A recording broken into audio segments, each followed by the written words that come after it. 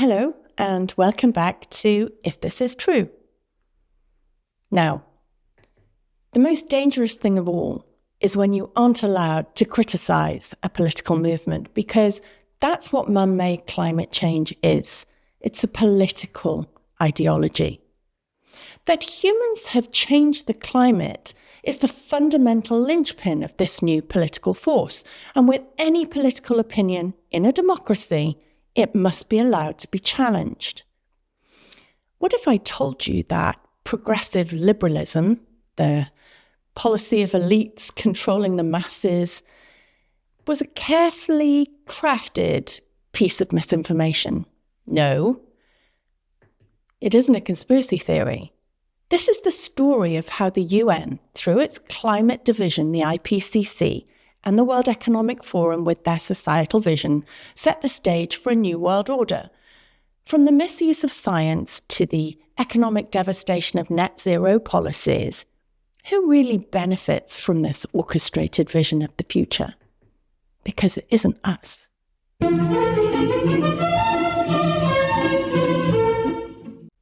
We now live in a world where our freedoms are being gradually eroded, not by revolution, but by carefully crafted plans from unelected people, where governments, corporations, and international organizations have colluded together, not to empower people, but to shape society without even asking them. It's happening now, and it's centered around Agenda 30 and the narrative of climate change. The Intergovernmental Panel on Climate Change, IPCC, was established in 1988 by the UN. Its purpose? To create scientific reports that justified political action on climate change. Now, a man called Maurice Strong, often called the father of the modern-day environmental movement, was instrumental in setting up the IPCC, and Strong had deep ties to the oil industry, including connections to companies like Petro-Canada. And it's odd, isn't it, that an oil insider created the body that would go on to demonize what they call fossil fuels. It's a contradiction that speaks volumes about the true intentions behind that environmental agenda. Because you see, the IPCC had, and still has, only one job.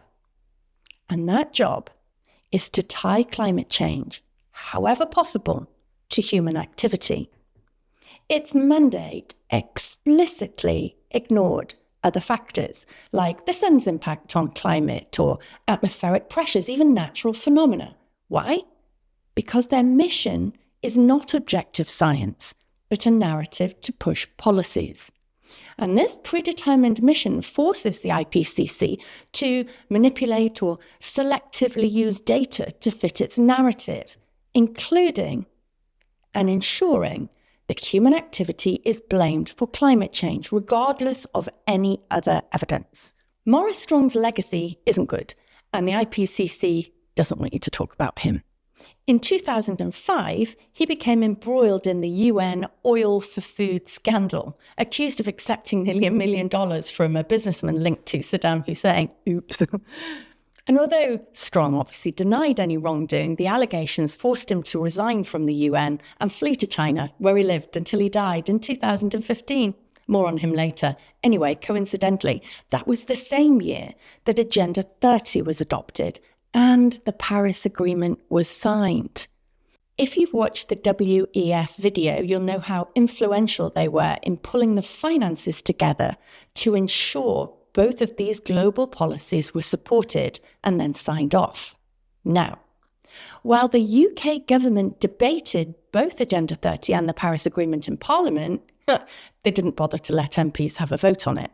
They used royal prerogative to sign those agreements. Now, this is usual for international agreements. I find it deeply undemocratic and it shouldn't be allowed to happen. It's how we ended up doing all kinds of weird things that we shouldn't. Anyway, being part of the EU, of course, at the time, it would have been politically unconscionable for the UK not to sign the Paris Agreement or join Agenda 30. But there were some notable sceptics like John Redwood, hello John, Peter Lilly, Owen Paterson, all Tories. Globalist-loving Labour remained firmly supportive amongst themselves because they didn't bother to ask any of their members or the constituents. And it amazes me that even in the face of multiple IPCC failed predictions at the time, and without the absolute backing of citizens, sweeping changes to our lives were decided on without us. For instance, the IPCC predictions about catastrophic sea level rises have repeatedly failed to materialise. Polar ice caps were meant to have melted by now, yet NASA's own data shows Arctic ice is still present, and Antarctic ice has even increased in some years. This controversial history of failed predictions should raise serious questions about the integrity of the systems within the IPCC that our governments insist we take as gospel, even when we know they themselves are guilty of misinformation. Like this. So you hear all the time on the TV and in the mainstream press that 97% of scientists agree that climate change is man-made. Where does that figure come from? This is a shocker. The 97% statistic originates from a handful of studies, the most cited being one by John Cook in 2013. In this study, IPCC researchers reviewed thousands of scientific abstracts, papers, on climate change, but got very dodgy on how they selected them. Of the 11,944 papers reviewed, only 32.6 explicitly stated any position on human-caused climate change, either for or against. Of those 32%, 97% claimed humans were a contributing factor. That means nearly 2/3 of those papers expressed no opinion at all. They didn't even mention it. And so they were excluded, meaning that of those 11,944 papers, 64.7% didn't mention human activity being responsible for climate change at all. Now, many eminent scientists have pointed out that the selection process for these studies was biased. It was cherry-picked. It was deeply unscientific. The IPCC's reliance on the figure of 97% was done to present a unified narrative that tied climate change exclusively to human activity, whilst dismissing alternative perspectives. Evidence that challenges this narrative, such as the impact of solar activity or natural climate variability, is still systematically ignored or downplayed in favour of promoting policies that align with global corporate interests. IPCC funding, and therefore their jobs, depend on it. Examples of dissenting voices include Dr. Richard Lindzen, a former MIT professor, who has criticised the IPCC for exaggerating climate sensitivity to CO2. And then, of course, there's the very famous Dr. Judith Curry, who has pointed out the limitations of climate models used to justify drastic policy changes. But eminent climate scientists like these are rarely, if ever, seen on mainstream media. No, they've been shut out for daring to disagree. So who funds the IPCC? How has this been allowed to happen? Well, corporate giants, private foundations, including those with vested interests in renewable energy and carbon trading. In fact, the same global corporations that promote climate policies are often the biggest beneficiaries of government policy. One of these highly profitable policies, of course, is carbon credits. The carbon credit market is worth nearly €1 trillion today. Literally trading fresh air. They're trading fresh air. And it shows how global corporations benefit from the climate narrative. These markets were designed to shift costs from ordinary citizens like you and me, while ensuring corporates were protected under the guise of sustainability. It's just a hidden bonus for them. The IPCC is primarily funded by taxpayers through contributions from member governments, from UN-affiliated bodies even, like the World Meteorological Organization. Yeah, we fund them too. But its narrative is heavily influenced by the corporate funding of the scientific studies and research it relies on. Many of these studies are financed by private foundations, renewable energy corporations, and organizations with vested interests in carbon trading and in net zero policies. Policies endorsed by the IPCC then align with the corporate motives, and this system ensures that the outcomes of IPCC reports benefit powerful industries, leaving taxpayers to foot the bill. It's evil genius, really. It's absolutely brilliant. Meanwhile, the scientists who dare to disagree are systematically denied funding, meaning as time goes on, there are fewer and fewer of them. After all, it's far better to get funding to tie the reproduction of turtles to climate change and get paid than say there is no connection and get no funding, right? Meaning the general public rarely hears alternate viewpoints until it slaps us in the face, like how polar bears didn't actually die off after all, and in fact their numbers are rising.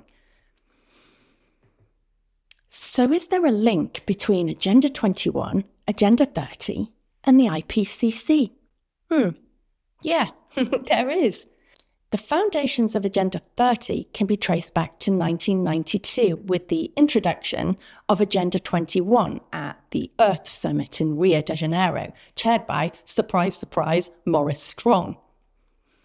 When Agenda 30 was adopted in 2015, it expanded on the goals of Agenda 21 and it created 17 Sustainable Development Goals. They call them the SDGs, and the governments now slavishly follow these. These goals, like SDG 13, climate action, directly reflects the IPCC's findings and the narratives it promotes. So by focusing exclusively on human-driven climate change, the IPCC created an urgency to push through those agendas.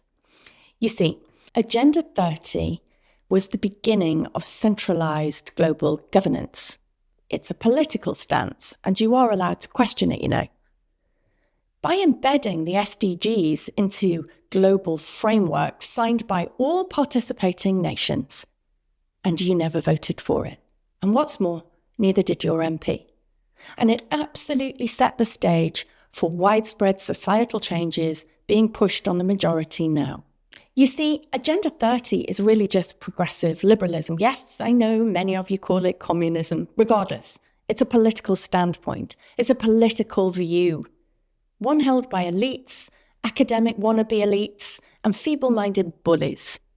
Beneath the fluffy words of the SDGs is a framework that selectively applies freedoms and enforces conformity of what people think on all subjects covered by those SDG goals. We must all think the same, or those who don't are called racist, bigots, far-right, climate deniers, anything really, just to shut us up and keep us in line. Progressive liberalism promotes individual freedoms, but only if they align with its worldview. Free speech is championed until you dare to question the agenda. We saw the same thing during COVID. Narratives outside the mainstream were labelled as misinformation, even when they weren't, even when we now know they're true. Alternative opinions were silenced. And in Agenda 30, freedom is conditional on your compliance. Figures like Klaus Schwab and his World Economic Forum, along with their vast corporate support, reinforce the narrative through all of their many offshoots, including religious offshoots, youth programs, C40 cities, pushing the SDGs as part of the broader fourth industrial revolution that doesn't benefit any citizen at all. So by infantilizing adults and treating us as incapable of independent decision-making and shutting down opposing views, progressive liberals created the ideal conditions for centralized government control to flourish. And the UN itself has stated that digital IDs for everyone by 2030 are part of its plans, framing them as tools for inclusion and security. But these IDs have the potential to become mechanisms for monitoring and limiting freedoms, becoming permissions for you to partake in your life, a little bit like they envisioned vaccine passports to be. Yeah, well done all of you who called bullshit on that one. Progressive liberalism ensures people have just enough freedom to feel autonomous while maintaining tight control of you. In another video, we can talk about technology and how it will be and is being used for control. Net zero policies driven by the IPCC's climate narrative and Agenda 30's goals promise a sustainable future you can't vote for, but which you are economically responsible for, and which are devastating for the West and will keep developing countries from progressing at all. You see, cheap, reliable energy has been the backbone of Western industrial success, yet the shift to renewables has decimated the West's advantage. And in developing nations, the impact is even graver, because the West's push for renewable energy has effectively halted industrial development in those countries, denying them the chance to lift their own populations out of poverty, making them still rely on international favours. Companies manufacturing renewable technologies and trading carbon credits have their losses covered by taxpayer money, guaranteeing their profits. Okay, let's think about that for a minute. No private company should ever have guaranteed profits because people have no choice but to buy from them or have to fund them. That's not capitalism. It's money with menaces. By creating dependency on government-subsidized systems, these sustainable development policies put all the power in the hands of the elites, leaving nations vulnerable to external influences and economic collapse. The demise of cheap energy represents an erosion of economic sovereignty and rise of corporate feudalism, where a few thrive at the expense of the many. The greatest threat to Agenda 30 and progressive liberalism's vision of a new society is citizens simply refusing to comply. And the elite are well aware of this, which is why they've worked tirelessly to control the narrative and suppress dissent. One of the most telling examples is the move to criminalize so-called climate denial speech, a little bit like they tried to suggest they could do about COVID vaccines and the refuseniks. Imagine being a criminal for not agreeing with your government. Censorship has now become a global phenomenon. Governments all around the world, often in lockstep, are introducing regulations to control online speech, especially just in case the dam breaks and too many refuse to believe anymore. Stopping free speech on climate issues is not just about maintaining a narrative, it's about consolidating control. By eliminating public debate, global policies can be implemented with very little pushback, exactly as they are being. If this is true, then the story of Agenda 30 is about a battle for the future of freedom and for democracy itself. I hope you enjoyed this background and you found it useful. We need information. We need lots of information in order to have any sort of say in our futures, and that's exactly why they don't want you to have it. So if you learned something or you enjoyed this video, please like and leave a comment. Let me know what you think. Give me some ideas for talks you'd like to hear next time. Until then, thank you.